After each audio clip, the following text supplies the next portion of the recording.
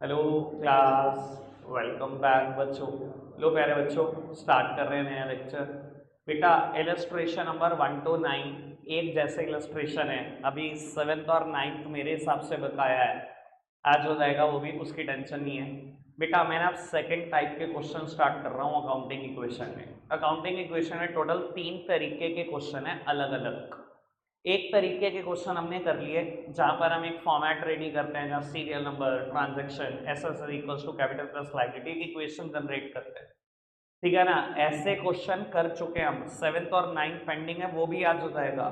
उसके बाद बेटा सेकंड टाइप ऑफ हम क्वेश्चन स्टार्ट कर रहे हैं। बेटा 2-3 क्वेश्चन मैं करूंगा, 2-3 क्वेश्चन आपसे करवाऊंगा, सामने देखते रहेंगे बेटा। इलस्ट्रेशन नंबर 10 ऐसे क्वेश्चन है बहुत तुझ से, तो ज्यादा टाइम लगाना बेवकूफ़ी होगी, और वो आधे घंटे के अंदर अंदर सारे उड़ा देंगे, ताकि हम इलस्ट्रेशन 7 के लिए टाइम बचा सकें। बाबू पढ़ते हैं, कहता है if the capital of a business is 1 lakh and the outside liability are 60,000, calculate the total asset of the business. मतलब मजाक करने के लिए कोई नहीं मिला सुबह सुबह। बेटा फॉर्मूला लगा दो, assets is equals to capital plus liability. बेटा कैपिटल बी गिवन है, लायबिलिटी बी गिवन है, दोनों को जोड़ो एसेट्स आ जाएंगे। खत्म क्वेश्चन, आगे बढ़ो। अगले क्वेश्चन में कोई हिंट नहीं है, आप करके दिखाओ। कोई हिंट नहीं दे रहा मैं, करके दिखाओ। 1 ही मिनट है, 1 मिनट के बाद 2-3 लगेंगे, ना हुआ तो। Assets is equals to capital plus liability. Assets की वैल्यू पुट करो, कैपिटल की वैल्यू पुट करो, liability would be the balancing figure. बेटा मुझसे इसने पूछा क्रेडिटर कितने आएंगे। जब और किसी लायबिलिटी की बात नहीं करी तो मान लो लायबिलिटी का मतलब ही क्रेडिटर है। ठीक है ना जी, क्रेडिटर कितने आएंगे, 50,000 रुपए। ठीक है, डन।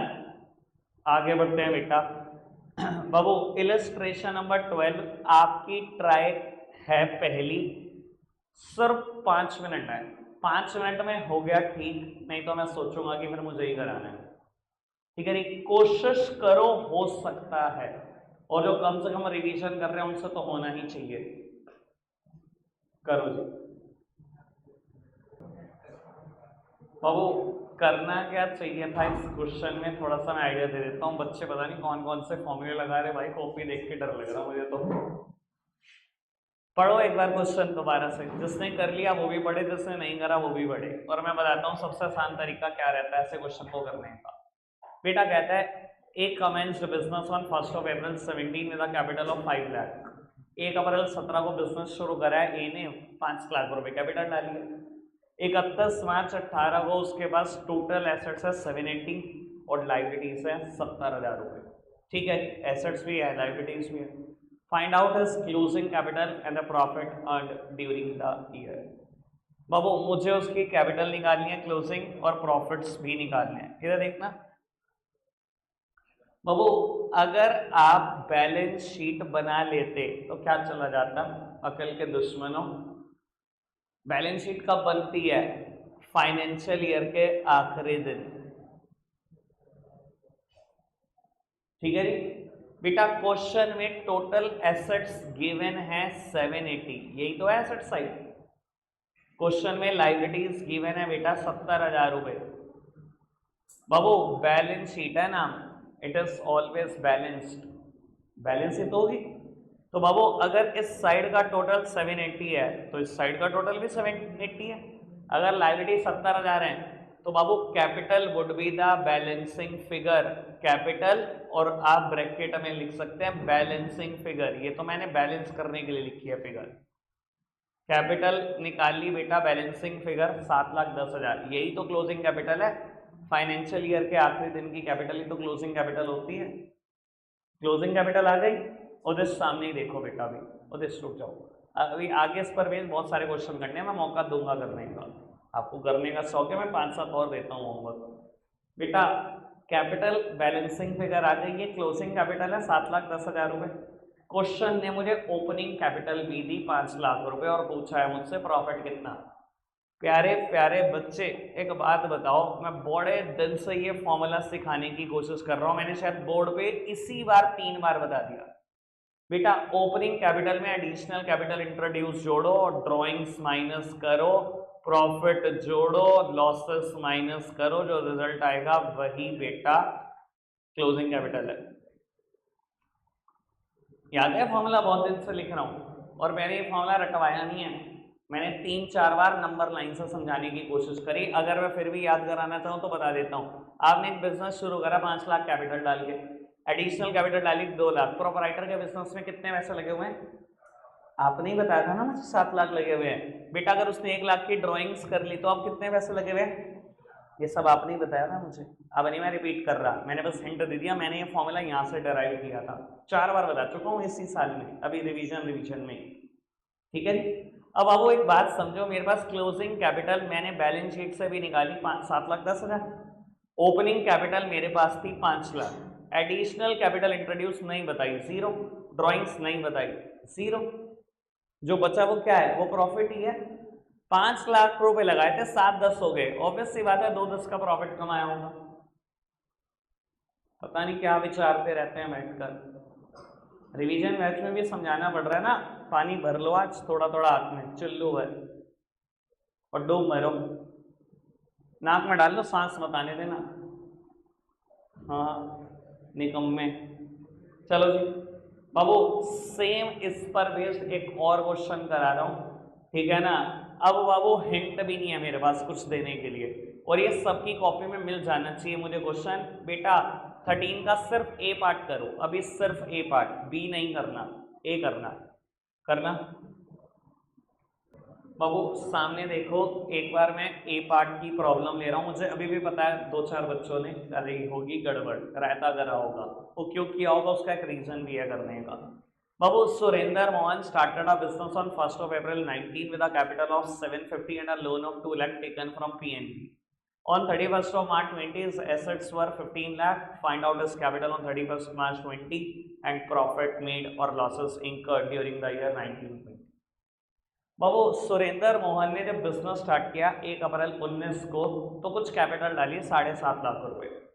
बाबू उसने मुझे बताया कि 2 लाख रुपए को उसने लोन भी लिया 1 अप्रैल को, और आखिरी में बेटा 31 मार्च 20 को उसके पास एसेट्स है 15 लाख रुपए की। आपको कहता है 31 मार्च 20 की टोटल कैपिटल बता दो और प्रॉफिट बता दो या लॉसेस बता दो, जो भी हुए हैं उसको। भाई अगेन एक ही रास्ता था, मुझे लगता है ऐसे ही करना चाहिए था। बैलेंस शीट बनाते, और बैलेंस शीट कब बनती है? फाइनेंशियल ईयर के आखिरी दिन, एसेट 31st of March 20। बाबू जब उसने टोटल एसेट्स आपको दे दी उसकी कि 15 लाख रुपए हैं, सर इस बार आप कहोगे लाइबिलिटी नहीं बताई, तो मैं कैपिटल निकालता क्या सारी बैलेंसिंग फिगर? बेटा लाइबिलिटी बताई, अगर आप अच्छे से सोचो तो। उसने 1 अप्रैल 19 को लोन लिया 2 लाख रुपए का, पूरे क्वेश्चन ने कहीं बताया उसने लोन वापस किया या नहीं? नहीं किया, मानेंगे ये नहीं किया, तो लोन आज भी चल रहा है। अगर 1 अप्रैल 19 को था, 31 मार्च 20 को भी, जब वो तारा ही नहीं बीच में, कहीं का ही नहीं क्वेश्चन है, कुछ हिंट ही नहीं है। तो बाबू लोन भी है उसके पास 2 लाख रुपए का। अब भाई इसका नाम ही बैलेंस शीट है, तो बैलेंस शीट होगी, जो एसेट साइड का टोटल है वही तो लायबिलिटी का टोटल होगा। अब बाबू ये 15 लाख है, ये 2 लाख है, capital would be the balancing figure, जैसे पिछले क्वेश्चन में निकाली 13 लाख रुपए कैपिटल आ गई। और अगर समझ आ रहा हो तो ये क्लोजिंग कैपिटल है। Why it is closing capital? भाई बैलेंस शीट फाइनेंशियल ईयर के आखिरी दिन बनती है, और आखिरी दिन की कैपिटल ही क्लोजिंग कैपिटल है। अब बेटा ओपनिंग कैपिटल क्वेश्चन ने आपको दी 7.5 लाख रुपए, क्लोजिंग कैपिटल अभी हमने कैलकुलेट कर दी 13 लाख रुपए। अब बीच में क्या क्या आ सकता है? या तो एडिशनल कैपिटल इंट्रोड्यूस, या ड्रॉइंग्स, या प्रॉफिट, या लॉसेस, 4 ही चीजें आ सकती हैं। भैया 7.5 लाख से धंधा शुरू किया था, 13 लाख तक पहुंच गया, तो कुछ कमाया ही है। बेटा एडिशनल कैपिटल इंट्रोड्यूस, ड्रॉइंग्स का कोई हिंट नहीं है, ये तो 0 है, ऑब्वियसली प्रॉफिट हुआ है। 7.5 लाख से 13 लाख तक पहुंच गए हो, कितने का प्रॉफिट? 5.5 लाख। तो बाबू प्रॉफिट आपने अगेन बैलेंसिंग फिगर निकाली 5.5 लाख, ठीक है जी। बाबू बी पार्ट इसी पर बेस्ड है, इसने बी पार्ट में कहा if in the above illustration proprietor had introduced additional capital of 125 and had withdrawn 40,000 for the personal purpose, find out the profit. बाबू कहता है अगर एडिशनल कैपिटल लगाई हुई है, सामने देखना बी पार्ट सब कुछ सेम। भाई ओपनिंग कैपिटल थोड़ी बदली, ना ही क्लोजिंग कैपिटल बदली। ओपनिंग कैपिटल 7.5 लाख है, क्लोजिंग कैपिटल 13 लाख है, ये नहीं बदला। उसने कहा मान लो अगर प्रोप्राइटर ने एडिशनल कैपिटल लगाई होती 1.25 लाख रुपए की और ड्रॉइंग्स की होती 40,000 की, तो प्रॉफिट बता दो, तो अभी क्या फर्क पड़ता है? 7.5 लाख प्लस 1.25, 8.75, 8.75 माइनस 40, 8.35, 8.35 लगे हुए हैं, सीधा 13 लाख पे पहुंच गए। भाई कुछ तो कमाया है, 4,65,000 रुपए बैलेंसिंग फिगर आएगा, यही प्रॉफिट है। कर क्या रहे हो यार? एक फॉर्मूला नहीं समझ में आ रहा क्या आपको? एक ही फॉर्मूला है, यही बैलेंस शीट है। पिछला क्वेश्चन भी यही था, इलस्ट्रेशन 12, ये भी यही है। क्लियर है बात? बढ़े आगे, चलो ठीक। बाबू इलस्ट्रेशन नंबर 14 देखते हैं। ये तो बहुत अच्छा है, इसके बारे में तो खैर क्या ही बात करूं। बाबू कहता है आपको इलस्ट्रेशन नंबर 14 में, शिवम भाई रुक जाओ, मुझे पता है आप बहुत इंटेलिजेंट हो, हमारी भी सुन लो, लेकिन यार हमने भी, हमारा भी प्रयास है आपको इंटेलिजेंट बनाने में। बाबू कहता है give an example for each of the following type of transactions. बेटा कहता है आपको एग्जांपल देना है, जो भी कहा गया है क्वेश्चन में ऐसी ट्रांजैक्शन का एक एक एग्जांपल देना। अच्छा जी, बाबू पहले कहता है increase in one asset, decrease in another asset. कहता है कोई ऐसा एग्जांपल दो जिसमें एक एसेट बढ़ रही हो और दूसरी एसेट गिर रही हो। सर मैंने अकाउंटिंग इक्वेशन के मान लो अभी 9 में से 7 इलस्ट्रेशन कर दिए। मैंने ऐसी बहुत सारी ट्रांजैक्शन देखी हैं जिसमें एक एसेट बढ़ती है और एक गिरती है। थोड़ा सा यहाँ सोचना पड़ेगा बस आपको, थोड़ा सा भी सोच लो तो आपको याद आ जाएंगे बहुत सारे एग्जांपल। एक सिंपल से एग्जांपल की बात करता हूँ, परचेज्ड मशीनरी। आपने मशीनरी खरीदी, क्या हुआ होगा? मशीन एक एसेट बिजनेस में बढ़ गई होगी और कैश बिजनेस से चला गया होगा, दूसरी एसेट कम होगी होगी, तो एग्जांपल फिट नहीं हो गया। कहता है एक एसेट बढ़े और दूसरी एसेट गिर जाए, मशीनरी बढ़ गई और कैश गिर गया। परफेक्ट एग्जांपल है या नहीं है? अब खाली एक ही एग्जांपल हो सकता है, कम से कम 50 दे दूंगा मैं। भाई मशीनरी खरीदी, बिल्डिंग खरीदी, कोई इंटेंसिबल एसेट खरीदी, डेटर से वैसे आए, कुछ भी कर लो, बहुत सारे एग्जांपल बैठ सकते हैं, एक एग्जांपल थोड़ी बैठ सकता है। गुड्स परचेज करे, बहुत सारे एग्जांपल बैठ सकते हैं इसी चीज के। फिलहाल एक देना है, एक दे दिया एग्जांपल, ठीक है। आगे बढ़ाओ, कहता है increase in asset, increase in liability. ऐसा कोई एग्जांपल तो जिसमें एसेट भी बढ़ रही हो और लाइबिलिटी भी बढ़ रही हो। परचेज मशीनरी ऑन क्रेडिट, उधार पर मशीनरी खरीदी। भाई उधार पर खरीदोगे एसेट बढ़ रही है, मशीन तो बढ़ ही रही है। सर उधार पर खरीदे तो क्रेडिटर्स बढ़ रहे हैं बिजनेस के, एक एसेट बढ़ गई एक लाइबिलिटी बढ़ गई, हो गया सिंपल कहानी। या purchase goods on credit, simple है बात, क्लियर हो रही है बात। थर्ड वन कहता है increase in assets, increase in honours capital. कोई ऐसा एग्जांपल जिसमें एसेट भी बढ़े और कैपिटल भी बढ़े। सबसे पहली ट्रांजैक्शन आज तक तो जिंदगी में सीखी है, started a business with cash. भैया अगर कैश से बिजनेस शुरू करोगे एसेट तो बढ़ेगी, कैश बढ़ेगा, कैपिटल भी बढ़ेगी, यही तो पूछा था,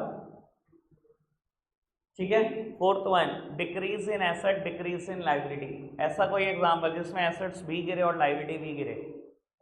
पेमेंट टू क्रेडिटर, पे कर दिया क्रेडिटर को, क्रेडिटर भी कम हो जाएंगे, कैश भी कम हो जाएगा, दोनों कम हो जाएंगे, यही तो कहा उसने, दोनों कम करने वाली बात बता दो, कोई दिक्कत तो नहीं।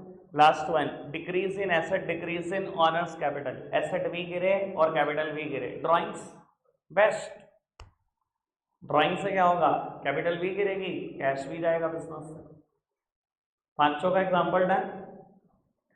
बाबू सेवेंथ इलस्ट्रेशन अभी हमने करा नहीं है, करना है, लेकिन उसके लिए बेटा मुझे एक छोटा सा कंसेप्ट क्लियर करना पड़ेगा और एनफ टाइम है, मैं पहले कंसेप्ट क्लियर करता हूँ और फिर वो हम करते भी हैं। बेटा कंसेप्ट का नाम है डेप्रीसिएशन। मैं बेटा ज़्यादा लिखने में विश्वास नहीं रख रहा, ठीक है ना, मैं समझाने में ज़्यादा विश्वास रख रहा हूँ ताकि 10 मिनट में टॉपिक पूरा हो जाए। बाबू कई बच्चों के लिए ये पहली बार टर्म आ रही है और कईयों के लिए बेटा रिपीटेडली आ चुकी है 4 या 5 बार। बाबू सामने देखो बेटा, बाबू डेप्रीसिएशन होता क्या है? Fall in the value of fixed assets due to, sir fixed assets की वैल्यू का गिरना। अगर 3 वजहों से फिक्स्ड एसेट्स की वैल्यू गिर रही है तो बेटा इससे मैं बोलता हूं डेप्रीसिएशन। बाबू ये तीन वजहें क्या क्या हो सकती हैं। पहली वजह है नॉर्मल वियर एंड टीयर। बेटा ये क्या चीज होती है नॉर्मल वियर एंड टीयर? बेटा नॉर्मल वियर एंड टीयर मतलब छोटी मोटी टूट फूट। बाबू एक बात बताओ, आपके पास एक फिक्स्ड एसेट्स है एक्टिवा, ठीक है। फिक्स्ड एसेट्स का मतलब मेरा ख्याल सब जानते हैं, मैंने पहले बताया, which is required in the business for more than 1 year. मान लो आपके फादर का बिजनेस है, उन्होंने अपने बिजनेस के लिए एक एक्टिवा बाय की हुई है जिसमें वो सारा सामान खरीद कर लाते हैं। डेली जाते हैं मार्केट 8 बजे, जब मार्केट बंद हो जाती है, मतलब आप जिस तरफ फादर की दुकान है वो हिस्सा बंद हो जाता है, तो वो जाते हैं लोकल मार्केट करने, वहां से सामान खरीद कर लाते हैं, 10 बजे आते हैं घर। ये उनका रूटीन है, ठीक है। बाबू एक बात बताओ, जब आप एक्टिवा चलाओगे सारा दिन भर, आपको क्या लगता है कोई छोटी मोटी टूट फूट नहीं होगी? होगी कि नहीं होगी? बस ये बताओ ईमानदारी से, होगी? छोटी मोटी टूट फूट पक्का होगी। या मान लो बेटा ये मैंने बिल्डिंग कंस्ट्रक्ट की है, मेरा बिजनेस प्रेमाइसेस है, मेरे लिए बिजनेस एसेट है ये लैंड एंड बिल्डिंग। बाबू जब ये बिल्डिंग अब इस्तेमाल हो रही है, कोई टूट फूट नहीं होगी, हमारे बैठने से कुछ नहीं होगा, कोई नुकसान नहीं पहुंचेगा। मैं देख रहा हूँ कई जगह तो पेंट भी काला पड़ना शुरू हो गया, अभी तो दिन भी कितने हुए, पर होगी ना टूट फूट, ये तो नॉर्मल नेचर है। कहीं ना कहीं वैल्यू गिरेगी क्या नहीं गिरेगी? फिक्स्ड एसेट्स की बिल्डिंग की वैल्यू गिरेगी कि नहीं? या मुझे कोई बिल्कुल नए का दाम दे देगा आज ही? नहीं देगा ना, मानते हो ना इस चीज को कि एक्टिवा का नए का दाम मिल जाएगा आपको कुछ टाइम के बाद? नहीं मिलेगा ना। तो बाबू अगर मेरी फिक्स्ड एसेट्स की वैल्यू गिर रही है और वजहें तीन है, तीन में से मैंने पहली वजह बता दी नॉर्मल वियर एंड टियर, बेटा it is known as depreciation. आप एक नई एक्टिवा खरीद कर लाए ब्रांड न्यू 1 लाख रुपए की, और बेटा आपने 1 महीना उसको बरता है अभी, और 1 महीने में बेटा कहीं ना कहीं छोटे मोटे स्क्रैच, कहीं ना कहीं छोटी मोटी टूट फूट आनी शुरू हो गई, सब जिसकी वजह से फिक्स्ड एसेट्स का मार्केट प्राइस 90,000 रुपए रह गया। ये जो 10,000 रुपए वैल्यू गिरी है, ये क्या है? It is known as depreciation. यही तो डेप्रीसिएशन है। आप मेरे एंगल से सोचो, ये फर्नीचर जिस पर आप बैठे हुए हो, ये भाई मेरी फिक्स्ड एसेट्स है, ये मेरे बिजनेस की एसेट है, it is required in the business for more than 1 year. पर एक बात बताओ, क्या आपके बैठने से, आपके हैंडल करने के तरीके से कोई छोटी मोटी टूट फूट नहीं होती? होती है, छोटी मोटी टूट फूट भी होती है, कहीं से टूट भी जाती हैं। बाबू आपके बैठने से छोटी मोटी टूट फूट से, मान लो ये चेयर में 600 रुपए की खरीद कर लाया, सर मुझे 600 कोई दे देगा आज वापसी? कुछ ना कुछ वैल्यू गिरी होगी। मान लो एक आदमी कहता है मैं 400 देने को तैयार हूँ, तो इसका मतलब 200 रुपए वैल्यू गिर गई। ये 200 रुपए वैल्यू क्या है? ये तो डेप्रिसिएशन है। Fall in the value of fixed assets due to normal wear and tear. समझ आएगा? बाबू दूसरी वजह जो फिक्स्ड एसेट्स की वैल्यू गिरने की है, वो है पैसेज ऑफ टाइम। बाबू कई बार क्या होता है, छोटी मोटी टूट फूट नहीं होती, लेकिन टाइम काफी पास हो जाता है। Passage of time, time pass होने के साथ साथ भी फिक्स्ड एसेट्स अपनी वैल्यू खो देती हैं, उसे भी डेप्रिसिएशन बोलते हैं। बाबू ये टाइम पास होने से वैल्यू कैसे खो जाती है? बस यही तो गेम है बेटा। आज आप एक ब्रांड न्यू कार निकलवा कर लाए, कार का नाम है कुछ भी समझ लो, XUV 700, ठीक है जी, टॉप मॉडल, 30 लाख रुपए खर्च लाए। बाबू शोरूम से निकाली और अपने घर लाकर खड़ी कर दी, 10 किलोमीटर गाड़ी चली है मान ली, बस 10 किलोमीटर, महीने भर खड़ी रही, 2 महीने खड़ी रही, 6 महीने खड़ी रही, कोई वैल्यू नहीं गिरी। शोरूम से बाहर निकलते ही गिर गए होंगे 3-4 लाख, तो हवा में ही उड़ गए होंगे। अगर जिनको पता है उनको पता है, ठीक है ना। मैं कहता हूँ 6 महीने घर खड़ी रखो, बिल्कुल ना चलाओ, तब भी वैल्यू गिरेगी कि नहीं गिरेगी? 100% गिरेगी बेटा। बाबू कुछ चीजें, कुछ फिक्स एसेट्स टाइम पास होने के साथ साथ भी वैल्यू खोते चले जाते हैं, बेटा ये भी डेप्रिसिएशन है। समझ आएगा? तीसरा कारण डेप्रिसिएशन का, it is change in technology. बेटा कई बार टेक्नोलॉजी के बदल जाने से भी फिक्स एसेट्स अपनी वैल्यू खो देते हैं, बेटा वो भी डेप्रिसिएशन है। समझाने के लिए एक बात करता हूँ। बाबू आज आप बिजनेस के लिए एक न्यू फोन खरीद कर लाए, ठीक है, और ये न्यू फोन है बेटा, अभी अभी मार्केट में आया, ईयर चल रहा है 2008, कीपैड फोन, ठीक है, ब्लैक एंड व्हाइट। बाबू आपने फोन खरीदा 4,000 रुपए, ठीक है, बात चल रही है 2008 की, बिल्कुल नया आज कीपैड फोन आया है मार्केट में, आपने अभी खरीदा बेटा, लेटेस्ट टेक्नोलॉजी है, 4,000 रुपए का बिजनेस के लिए खरीदा। बाबू आपने देखा 2 महीने के बाद ही एक कलर्ड कीपैड फोन मार्केट में आ गया, और कलर्ड की कीमत 5,000 रुपये। जैसे ही नई टेक्नोलॉजी मार्केट में आई, पुरानी टेक्नोलॉजी के दाम उड़ने शुरू हो गए। वो जो नया ब्लैक एंड व्हाइट फोन है वही मार्केट में अब 3,500 का रह गया। आपके पास तो पहले ही पुराना है, क्योंकि आपने 6 महीने पहले खरीदा था। वो बात अलग है कि आपने 4,000 का खरीदा था। आज उस नए फोन की कीमत ही मार्केट में 3,500 है, तो आपके तो फोन की कीमत 3,000 भी नहीं बची। ये जो वैल्यू इसने खोई है, it is due to technology. ये भी डेप्रिसिएशन। या मैं एक और एग्जांपल देने की कोशिश करता हूँ। टेक्नोलॉजी के एग्जांपल बहुत सारे हो सकते हैं बेटा। बाबू, आज आप एक नया प्रिंटर खरीद कर लाते हो मार्केट से, जो एक काम करता है 1 मिनट में ना 13-14 पेज प्रिंटर निकालता है। लेजर प्रिंटर है, ठीक है जी, बिल्कुल ब्रांड न्यू। HP कंपनी का आपने एक प्रिंटर खरीद लिया जिसकी कॉस्ट है 15,000, ठीक है। बाबू, टेक्नोलॉजी बदल जाती है। विद इन अ 4 मंथ एक ऐसा प्रिंटर मार्केट में आता है HP का ही, जो 1 मिनट में 30 पेज निकालता है। सर, ये जो प्रिंटर आपने 15 का खरीदा था ना, अब ये बिल्कुल brand new printer, sealed pack printer 12,000 रुपये का है मार्केट में। तो आपका तो वैसे 4 महीना चल चुका है। आपके तो कीमत रहेगी प्रिंटर की सिर्फ 10,000। जो इसने 5,000 रुपये वैल्यू खो दी है ना बेटा, डेप्रिसिएशन है। समझ में आती है बेटा बात? कोई दिक्कत, कोई परेशानी तो नहीं? पक्का से बात क्लियर होगी डेप्रिसिएशन क्या है। अब बाबू, अगर डेप्रिसिएशन वर्ड क्लियर हो चुका है थ्योरेटिकली, मैं एक बार दोबारा बोल देता हूँ। पहली line, fall in the value of fixed assets. Fixed assets की वैल्यू गिरना ही डेप्रिसिएशन है। वजहें 3 होनी चाहिए, ठीक है। अब बाबू एक बात बताओ, मान लो मैं अकाउंटिंग इक्वेशन का क्वेश्चन कर रहा हूँ, ठीक है जी, और मुझे कहता है परचेज्ड बिल्डिंग।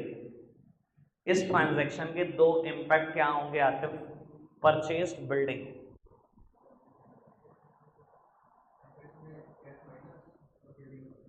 बाबू एसेट्स में कैश को कर देना कम और बिल्डिंग को बढ़ा देना। अगर मैंने बिल्डिंग परचेज करी है तो बिल्डिंग बढ़ जाएगी बिजनेस के अंदर, और कैश बिजनेस से चला जाएगा। कोई दिक्कत, कोई परेशानी तो नहीं?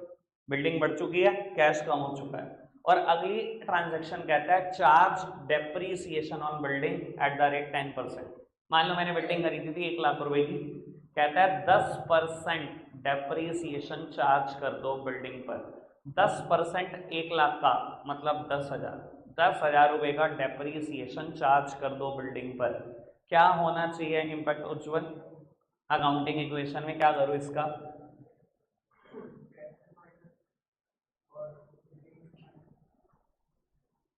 क्या हो?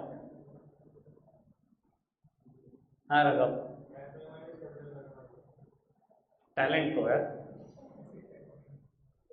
हाथ ऐसे उठाया जैसे अभी 10-15 क्वेश्चन के आंसर करेगा, वो भी ठीक। हाँ यश भाई, वेरी गुड। बाबू, बिल्डिंग में से माइनस और कैपिटल में से माइनस क्यों? भैया जितने लोग बोल रहे हैं ना कैश में से माइनस, थोड़ा सा ना मैं आईना दिखा देता हूँ। डेप्रीसिएशन एक ऐसा एक्सपेंस है, मैंने बहुत बार बोली है बात मेन बैच में। डेप्रीसिएशन एक लौता ऐसा खर्चा है जो आप 11th क्लास में पढ़ते हो, जो नॉन कैश है। कैश नहीं कभी जाता, नॉन कैश एक्सपेंस है। आप खुद समझो, मैं कोई भी एक्सपेंस करूंगा सब में कैश जाएगा। स्टेशनरी पे करा, लीगल खर्चा किया, ऑडिट फीस दी, ट्रैवलिंग कन्वेंस पे खर्चा करा, सैलरी दी, रेंट दिया, ब्ला ब्ला ब्ला, जो मर्जी किया, तो सब में कैश जाएगा। पर डेप्रीसिएशन में कौन सा कैश गया, मुझे थोड़ा सा समझाओ। ये चेयर में 600 की खरीद के लाया, आज टूट फूट होगी, 400 की रहेगी, मैंने किसको दिए 200? बस ये बताओ, किसी को दिए? ये क्या बेवकूफी वाली बात थी, कैश कम कर दो, क्या बात थी ये उज्जवल? बाबू, fall in the value of fixed assets is known as depreciation, है ना। फिक्स्ड एसेट्स का दाम गिरा, मुझे समझ में आता है। आपने कहा बिल्डिंग में से माइनस कर दो, जी बिल्कुल बिल्डिंग कम होगी, बिल्डिंग की वैल्यू गिरना ही तो डेप्रिसिएशन है। बिल्डिंग में से 10,000 रुपये उड़ा दिए। एक बात बताओ, डेप्रिसिएशन ये जो मेरा लॉस है भाई, मेरे बिजनेस का नुकसान है ये। हर लॉस, हर प्रॉफिट कैपिटल पर इंपैक्ट डालता है, कैपिटल में से माइनस करना था। समझ में आती है ना बेटा बात? पक्का से? हाँ, वो अभी मैं सुधारता हूँ, थोड़ा समय नहीं है ना मेरे पास अभी कैमरा बंद करने का, बताऊंगा तो है बेटा। बात बिल्कुल क्लियर हो गई है आपको? ठीक है जी, कि बिल्डिंग में से भी माइनस करना है और कैपिटल में से भी माइनस करना है, ठीक है जी। जी जो कह रहे थे कैश में से माइनस कर दो, कैपिटल में से माइनस कर दो, आ तो डाउट आके मैं ही करता हूँ आंसर आज सारे, क्या हो गया उनको? समझ में आ गई बेटा बात? पक्का से नए बच्चों स्पेशली बताओ, डेप्रिसिएशन का ट्रीटमेंट समझ में आया? इलस्ट्रेशन नंबर 7 मैं स्क्रीन पर ला रहा हूँ बेटा, 1 मिनट दो मुझे, वो करके दिखाओ पुत्र। इलस्ट्रेशन नंबर 7 स्टार्ट कर दो। सिर्फ लास्ट ट्रांजैक्शन 12 ट्रांजैक्शन ऐसी है, डेप चार्ज ऑन बिल्डिंग, जिसके बारे में मैं डिस्कशन कर चुका हूँ, बाकी बातें तो वैसे ही पुरानी है। आप स्टार्ट कर दो, होना चाहिए क्वेश्चन आपसे खुद ही। किसी को भी प्रॉब्लम आएगी मैं भी रखते, आज के लिए इतना ही है मेरे बच्चों।